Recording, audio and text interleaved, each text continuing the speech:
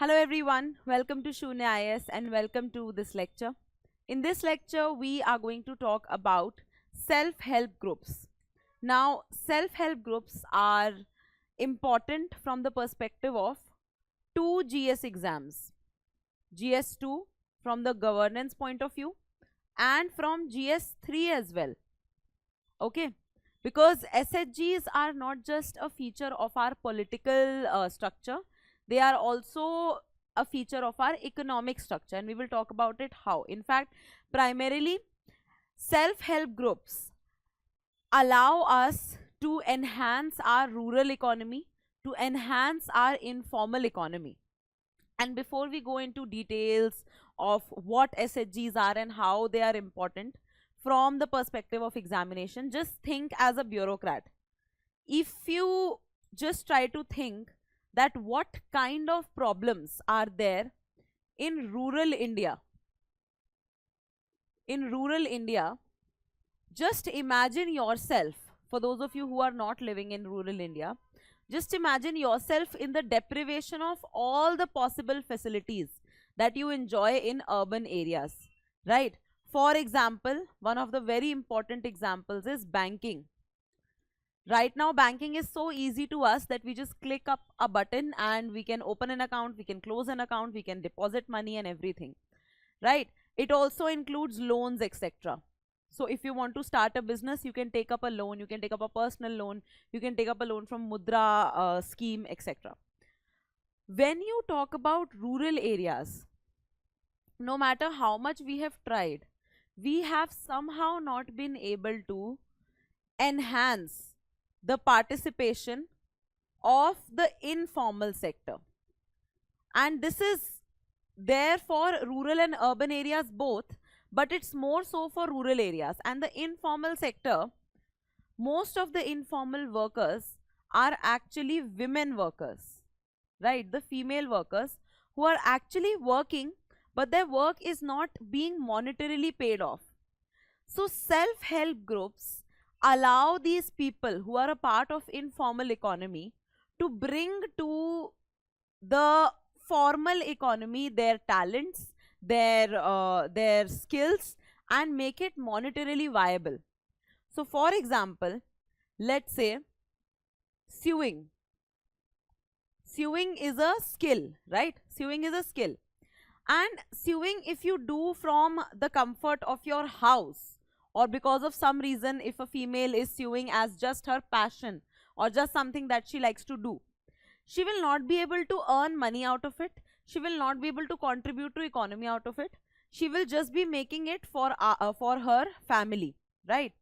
But just imagine 50 such women who enjoy sewing, they come together and they form a small collaborative group wherein they put up machines. They can actually end up creating a proper organization which supplies handmade cloth to even foreign countries. So that is what self-help group is all about. Okay, if you were to write the definition of self-help group, just note down there are some keywords that you need to mention in this definition, and that is what differentiates a well-prepared answer from a randomly written answer. Okay, so I'll tell you the definition, I'll tell you everything, but just before that, let me just tell you how we are going to utilize these classes for the ones who are watching these classes for the very first time. A primary question that most of you have is the notes. How will we get the notes of this class?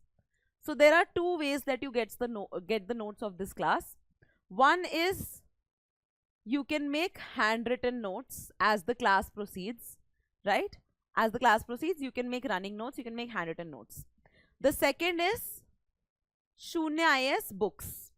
Okay, the books of GS that we provide. So for example, self-help groups is a topic in our GS book of GS2, right? So there you will find the detailed notes with everything possible related to this topic. The explanation is there in this video, and if you somehow don't have that book or are not planning to buy the book or whatever, you can make the handwritten notes. So that is related to the notes. Now let's come to the definition. The first part of any topic is the definition. So please see what self-help groups are and what are some of the features. And whenever you memorize a definition, always try to memorize it using some linkages. So for example, self-help groups are self-governed groups, voluntary groups. So they are self-governed, voluntary groups, peer and informal, peer controlled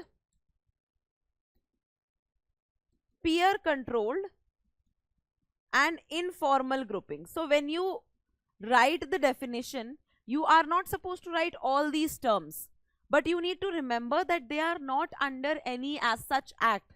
Like if you open up any company, it is under the Companies Act, right? Self-help groups are not like that. They are self-governed, they run according to their own rules, and they are peer controlled, they are informal, and they are voluntary. No one can actually force anyone to join a self-help group. What kind of people create a self-help group? People of similar socio-economic background. So always people who are from, let's say, similar occupation, similar economic background, only they will come together because they stand for the same cause, right? And this is very obvious. So from similar socio-economic background, they come together voluntarily to perform some common purposes, and that is why self-help groups is such a wide term, because there is no foundation of what you want to have, right? For example, your goal has to be that we need to do employment generation. The goal of some other self-help group might be that there is a lot of alcoholism in our village, and we want to transfer the energies of these people who are into alcohol into something that is useful, right? So anti-alcoholism, employment, then anti-poverty, anything and everything can be the goal of a self-help group. So I hope that this definition is very clear to you. It's a self-governed, voluntary, peer-controlled and informal group of people of similar socio-economic backgrounds who come together to perform some common purposes, to perform some common activities, achieve some common purposes. Now, this might come off to you as a very generic statement, because any organization can be a self-help group by this definition. But self-help groups, just like cooperatives, have now come to establish such an important position in our economy. Similarly, self-help groups have also become very important, and there have been questions in UPSC on how self-help groups can actually strengthen the women of the country, how self-help groups can actually enhance the rural society, etc. So I'd like you to see some data over here. For example, when you talk about economic survey, the most recent one, what it told us, and please write this down, that there are about 12 million self-help groups in this country. That means 1.2 crore, right? 1.2 crore self-help groups are there, which are registered in some state or the other. Another very important and very crucial fact which you can use is that 88% of SHGs are all women SHGs. All the members are women. How does this happen and why does this happen? See, it's not very easy for a woman to actually open up a company, right? Or a limited liability partnership or any partnership firm or anything. It's not very easy. It has a lot of paperwork. It needs a lot of freedom. That is not there for women, especially for rural women. So that's why women come together and they create these informal structures wherein they can make themselves economically viable. That is what an SHG is. A very important part is, and that is what enhances our importance of this, is that about 50.4% SHGs are created by people who have zero education, who have never been to school, who have never actually entered the formal education system at all. And when this comes forward, this means that these are the people who we think that who are not useful for our economy because they don't have formal education. But they come together, they formulate something, and they try to make themselves a part of the economy, which is very, very important. Then another thing, economic survey told that more than 16 lakh SHGs, not 16 lakh people, more than 16 lakh SHGs are benefiting because of the SHG bank linkage. SHG bank linkage program. This is very important and we'll talk about it. That how banks have been given the responsibility of giving credit to these SHGs because money lenders exploit them, because formal banks are not always very open to giving them credit, right? So RBI, first NABARD started it, and then RBI said it that if you give loans to these SHGs, they will be counted under priority sector lending. Okay, so we'll talk about it. So these are some facts that economic survey said, and each of these facts you can use as a example and as a substantiation of some points. So for example, when you write that SHGs enable women to gain autonomy, then you write this fact that 88% of SHGs are all women SHGs according to Economic Survey 22-23. Am I right? So that is there. Then another thing, NABARD survey, even it has brought up some really interesting data. It has told us that about 2.63 million SHGs, approximately 26 lakh SHGs basically, they have saving bank accounts, right? They have saving bank accounts. Now this is not a very encouraging data because we have about 1.2 crore SHGs, and out of that just about 2.6 million, that is 26 lakh SHGs have bank accounts. So that number has to be increased. So just think about Jan Dhan Yojana for individuals. Similarly, we need to bring all these SHGs into the banking system. First of all, so that they can get access to the banking facilities, and also so that these SHGs do not become a method of channelizing black money or doing corruption, you know, these things. So this is there.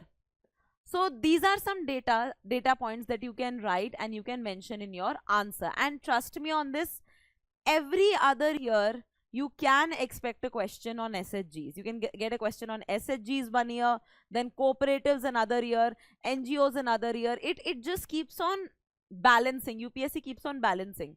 So you can never afford to miss this kind of topic. Okay. And when you make one-time standard notes of this topic, you can always end up updating them with recent examples, with recent data. That much you can do. But the base has to be there. So what is the base? The base is these kind of points. See, the benefits of self-help groups. These are the base points over which you can write examples of any SHG that you would like to mention. So for example, the economic benefits. The economic benefits, biggest benefit is that income generation. Like I told you, a woman sewing at her own house for her family will not generate any income.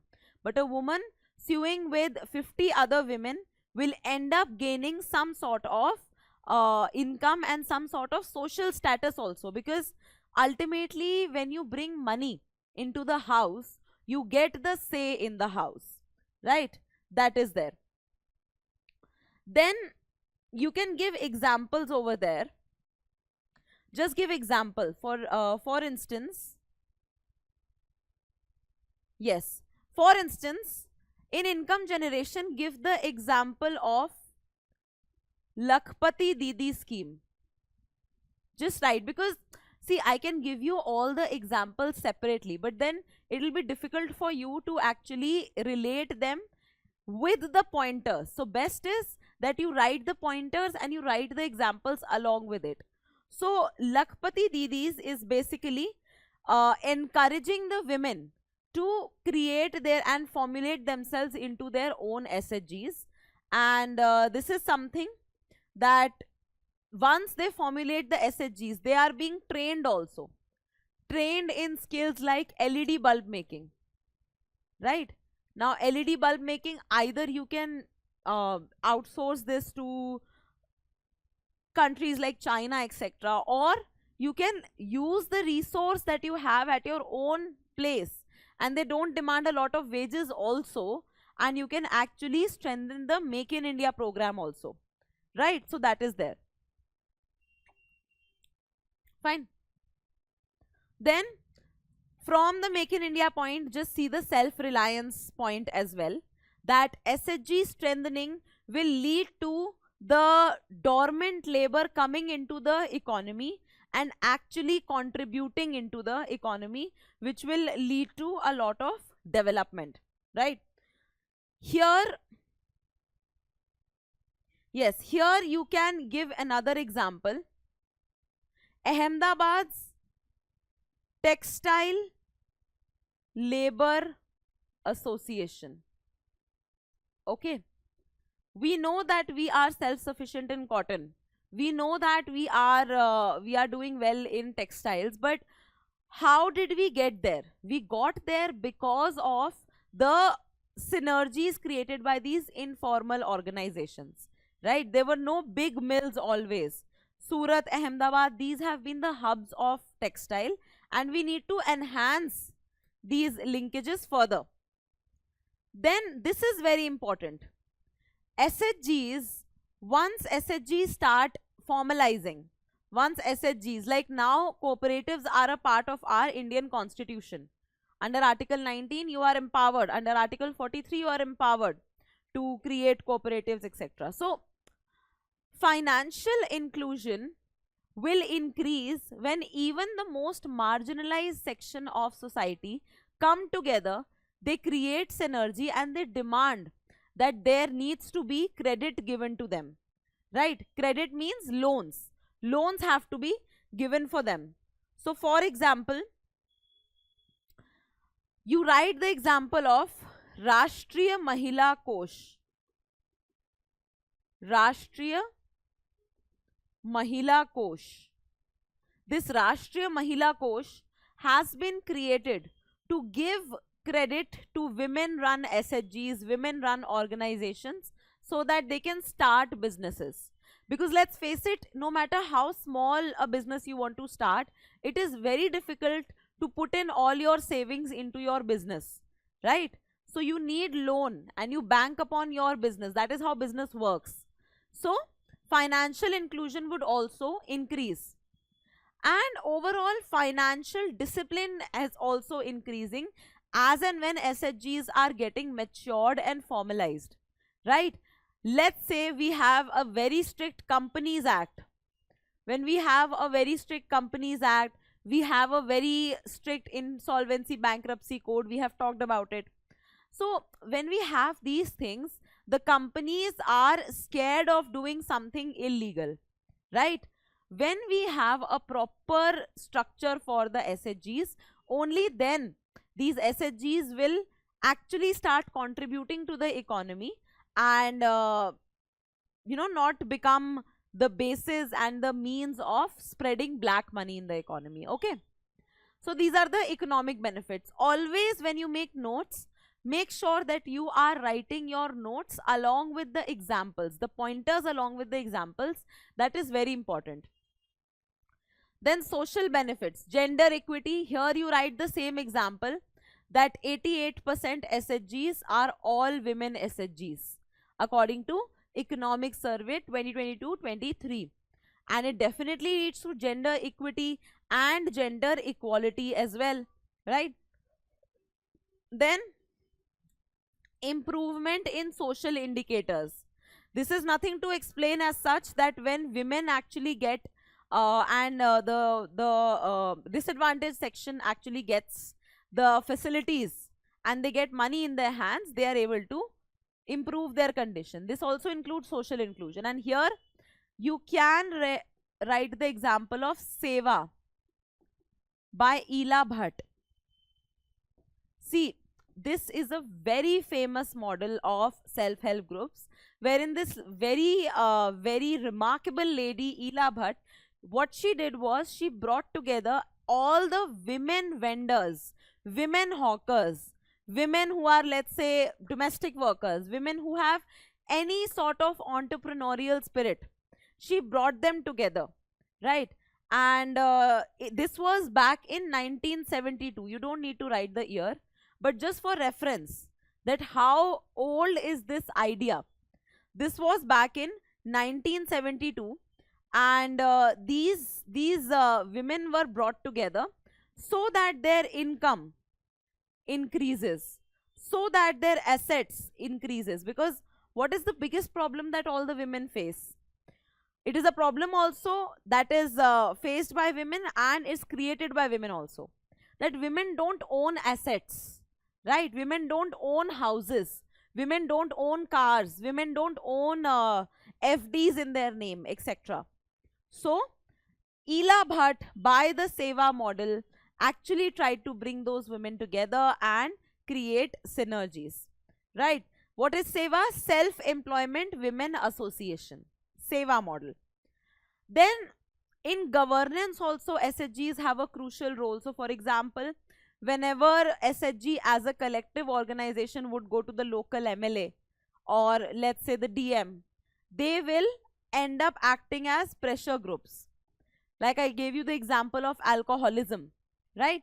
So alcoholism, if it is increasing in a particular village and an SHG is working towards that, they can go as a group and their voice will be heard, right? That is how a democracy works.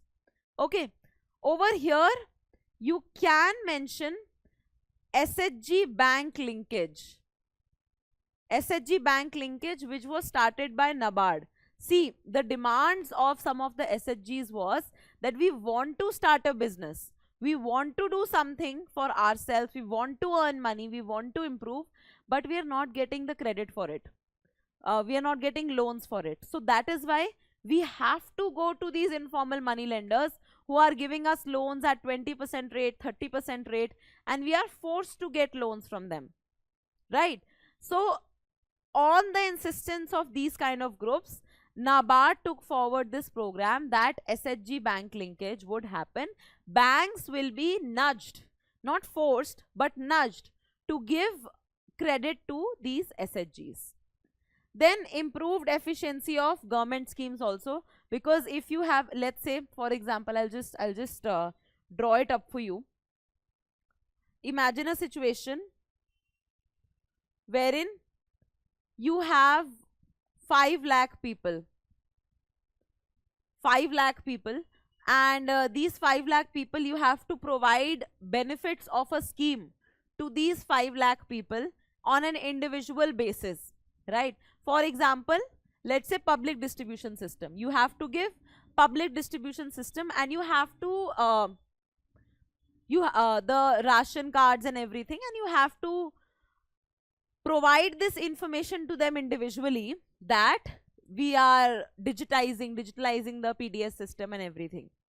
So one option is that there are 5 lakh people, you tell them individually. One option is that there are, let's say, 50 SHGs or 100 SHGs which are working over here, and they are collective groups, and you just inform these 50 or 100, the leaders of these 50 or 100 groups, that we are organizing this and you need to bring all the people that are under you. This is called delegation, and this is called linkage also, in the sense that good governance. What is good governance? Good governance is minimum government, maximum governance. You don't need to have the presence of government officials all the time to create something that is worth creating, right? You need to delegate. So That is there, and that is why SHGs would even lead to good governance. And these kind of pointers you are able to think only when you have done some background research, right? You have done some background research, you have made notes, and then you are writing the answer. You cannot think about these pointers sitting in the examination hall of the mains examination, right?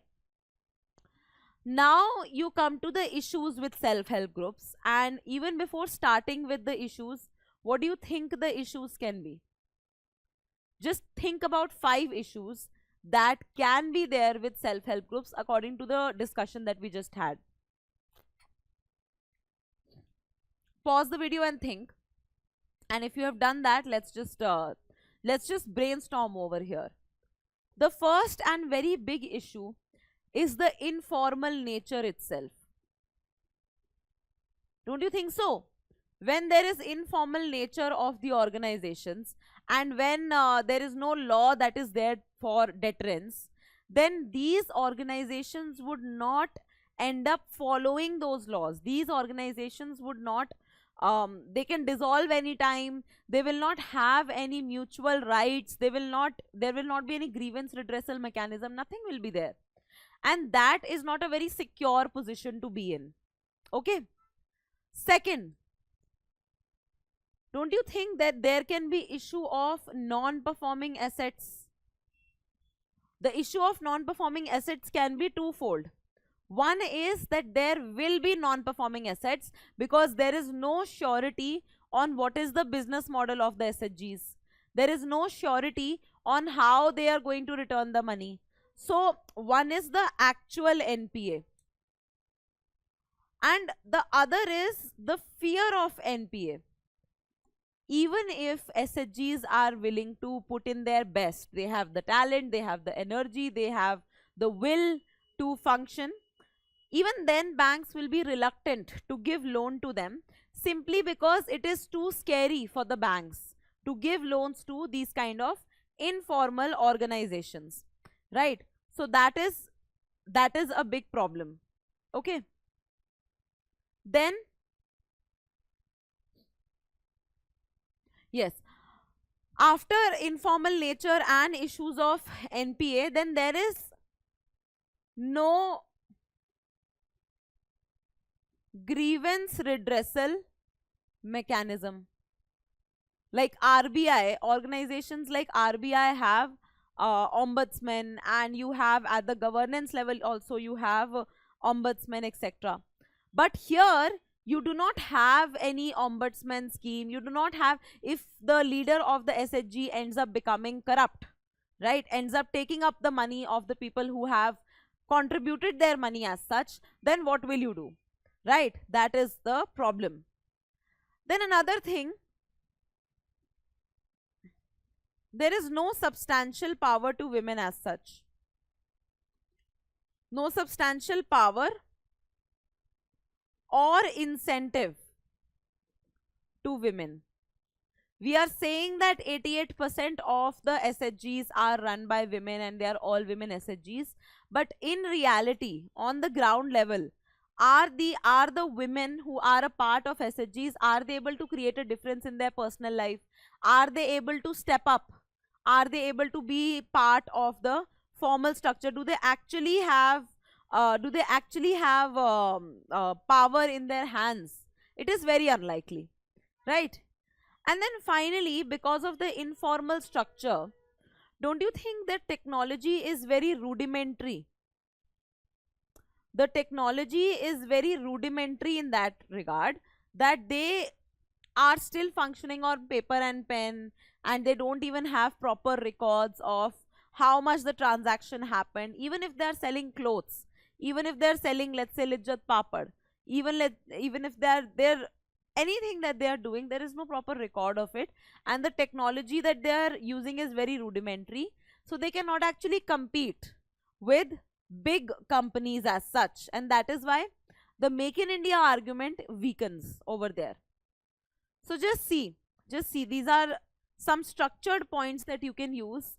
They have poor infrastructure, very, as we just talked, that rudimentary technology. The fear of Non-performing assets is very high.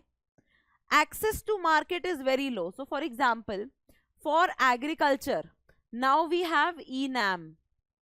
Do we have any such initiative for the self-help groups wherein they can put up all their products, whatever they have? First of all, they are not digitally inclusive, right? They don't have the digital skills. And even if somehow you are to give them the digital skills, do they have this common platform? No. Then their dependence on informal sector is very high, be it the informal sector for loans, be it the informal sector for labor. Everything is very informal. Technology is rudimentary. Dependence on primary sector is very high. All of them, almost all of them, are working on basic skills like sewing, like knitting, like cloth making, like rug making, these kind of rudimentary things, right? Pottery, these kind of things. We have to scale up from that. Why can't we give them semi-skilled, or let's say basic digital skills like typing? Why can't we give them those skills, right? That is there. And increase in income is also not that much. So when you write an answer, don't write all these points. Within the economic points, write 2 to 3 points with examples and move forward. Socio-cultural issues. Because of the feudal society, there are caste considerations also. Caste-based SHGs also end up being formulated. So that is there. Patriarchal society, women are not allowed. Although 88% of SHGs are women run, but still women overall are not allowed to participate. There are still many women who need to come out in the SHG sector. And social differences. Then government policy related issues. As I told you, these kind of SHGs, they can become ways of channelizing black money. And when they become ways of channelizing black money, they will be definitely involved in politics also. So politicization of these SHGs is a big problem. Lack of capacity building, we told you. Then how to monitor them? They don't maintain their own improper books, and it's not that they are to be blamed for it, right? I already told you that about 50.4% of SHGs involve people who are having zero education. People who are having zero education. So when you have people who are having zero education, how do you expect them to maintain these books? So either you can create some kind of a cadre of some lower level group services who can actually go there, or you can delegate this thing to gram panchayats, that they have to actually bring the leaders up in this aspect. Now these are some steps taken, and these steps you have to mention along with the pointers. Okay, so for example, I gave you some examples with the pointers, and these steps that have been taken, you don't have to use them in isolation. Okay, don't create a separate section in your mains answer that these are the government initiatives that are taken. Okay, so for example, SHGs as a method of rural development, SHGs as a method of poverty eradication was first time given by the 7th 5-year plan. Now this you are not supposed to write as a pointer. This you can mention in the introduction as well, right? That the discussion around SHGs started happening in the national discourse with the 7th year plan, which talked about SHGs as a poverty eradication mechanism, right? So that is how you smartly use the knowledge that you get from these classes and from the Sunya IAS books. Then My Radha, you don't have to write the entire full form, but just know that it is a Mysore based initiative which aims at actually providing the credit facilities to these SHGs. So whenever you write the credit facilities, you can write SHG bank linkage as well as My Radha. So NABARD SHG bank linkage pilot program, you understand that nudging the banks to give loans to SHGs and be linked to these SHGs. SHGs becoming a part of priority sector lending. Then grain banks, even if, let's say, you go back to Harappan civilization and you remember that at that point of time also they had granaries, right? They used to store grains so that they can use the grains as tax collecting mechanism. They can use the grains in the time of some disaster, etc. So grain banks even today are relevant in that sense that SHGs have been allowed to run grain banks and establish a whole business around it. So that is there. Then Swarna Jayanti Gram Swarozgar Yojana, SHG is a part of it. Promoting SHG is a part of it, and that is why in the initial time only I told you that SHGs are primarily related to the rural areas. Because just imagine, in the urban areas, people are migrating from the rural areas to get employment. So urban areas में SHGs की उतनी need नहीं दिखाई देती है जितनी rural areas में दिखाई देती है. I hope you understand that. Then National Rural Livelihoods Mission, also SHG is a part of it. SHG promotion is a part of it. Priyadarshini scheme, again for providing credit. Priority sector lending, Rashtriya Mahila Kosh, I have already told you, and Lakhpati Didi scheme. Then there are other initiatives, Textile Labor Association, Seva Model, and Chaitanya SHG, right? Chaitanya SHG, it was basically at the district level. And you will be very surprised to know, if you already don't know, that the concept of SHGs was started by Bangladesh, right? Bangladesh, Muhammad Yunus started this by starting microcredit. What is microcredit? Microcredit is giving very small amounts of credit, let's say 10,000, 20,000 rupees, hai na? And enabling people to start something of their own. And this has taken up a national what do I call it, a national roop now. For example, PM Swanidhi is about giving credit and giving easy credit to the vendors, to the informal vendors, etc. Now this is something that is like a mega picture of SHG model only. Okay, this is done by the central government, but SHGs are a decentralized way of doing it. Okay, so just see what can be the way forward. We have seen the problems. Now we have to see that always we have to suggest to the UPSC examiner that there is a way forward. Okay, so what is the way forward? See, yeah,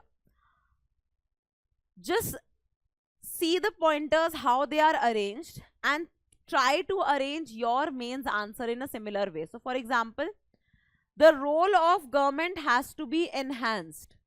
There can be an SHG division at the district level or at the panchayat level, the village panchayat level, that whenever someone wants to come together, open an SHG, there is a proper office and a proper officer to address their concerns, that okay, here you can go to create this, here you can go to create this, these kind of things, right? Then promotion of SHGs through expansion of SHG movement, incentivize SHGs. How?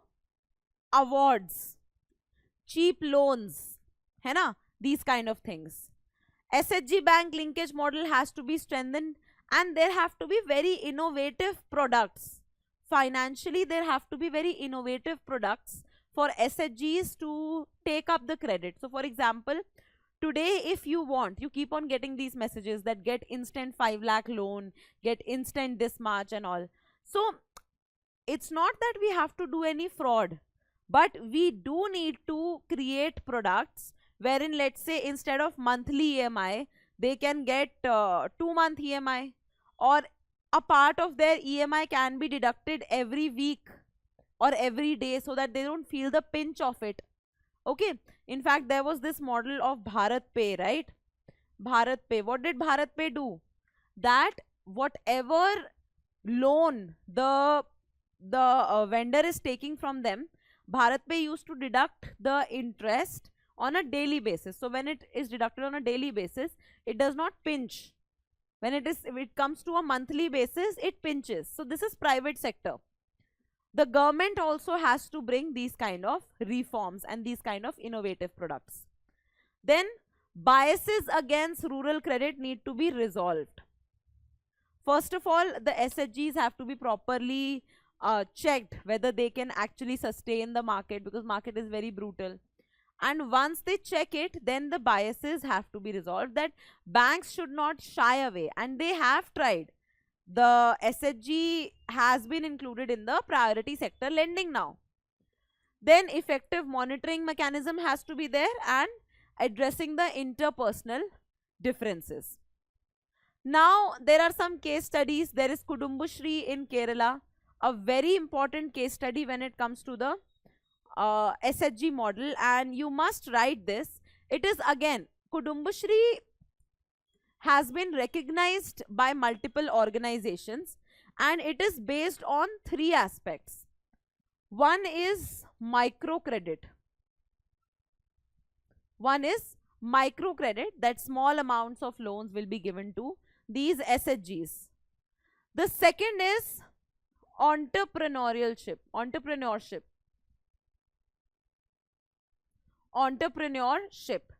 That along with giving the microcredit, you also give them some tips and some lessons and some training on how to sustain a business, so that you just don't become mahan by giving the loan and then just converting it into an MPA. No, that is not the goal. Is to start a virtuous cycle. The goal is not to just give one-time loan and get done away with it. But this happens most of the times. Whenever it is election is around the corner, then these kind of things happen. So microcredit, entrepreneurship, and empowerment. So this Kudumbushri model of Kerala is very important, and you need to write this in your SHG answer.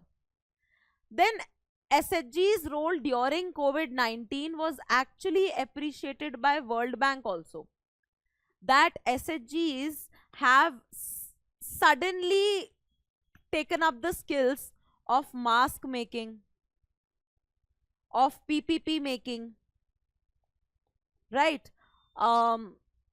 PPP kit making, and these kinds, sanitizer making, these things. And World Bank actually acknowledged this, that India's SHG model, they have actually helped India to go beyond this pandemic, right? They have contributed their way out.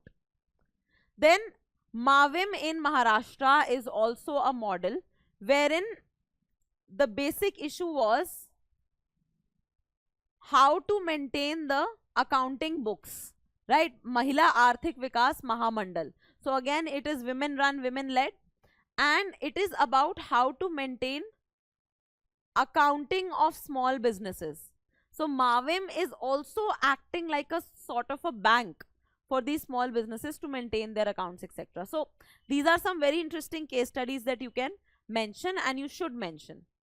So overall, when you go to conclude this kind of a question, which is, I would not say it's an open-ended question, but it is a question that can go in either direction for you. It can go in a very generic direction, that you keep on writing generic points and you go forward, and you can get some 1 to 2 marks extra also in this particular question by just doing something innovative in the body, something innovative in the introduction, like I told you how it started in the 7th 5-year plan, and in the conclusion you can mention about how SHGs can contribute to the 5 trillion economy goal that we have. SHG can also contribute to strengthening the secondary sector that we have, right? The manufacturing sector that we have.